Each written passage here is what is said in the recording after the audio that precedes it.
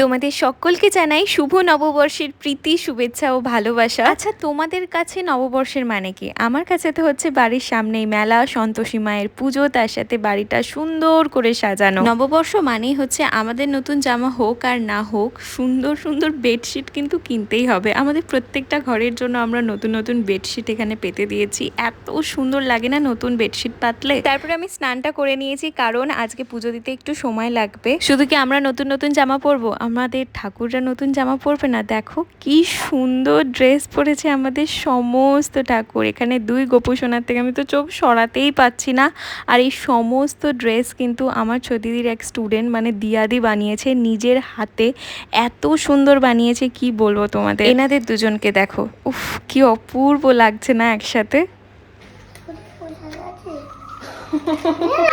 কি কি তুই বাসাসা খাবি? বাসাসা? ও বাসাসা খাবে, বাসাসা। বাটাটা যে টাগলের পোটাটা আছে, পোটা। আরও একজনকে তো না দেখালেই নয়, দেখো লাল আর সাদা শাড়িতে তাকে কতটা মিষ্টি লাগছে। ঠাকুর ঘরে পুজো শেষে যখন ঠাকুরতলায় গিয়েছিলাম সেবা দিতে, তখন দেখি মেলার কিন্তু অনেকটা কাজ শুরু হয়ে গেছে। আসলে এত রোদ্দুর, এত গরম, তাই দুপুরবেলা কেউ কাজ করতে পারেনি। এবার সবাই আস্তে আস্তে বিকেলবেলায় নিজেদের দোকান বসাবে।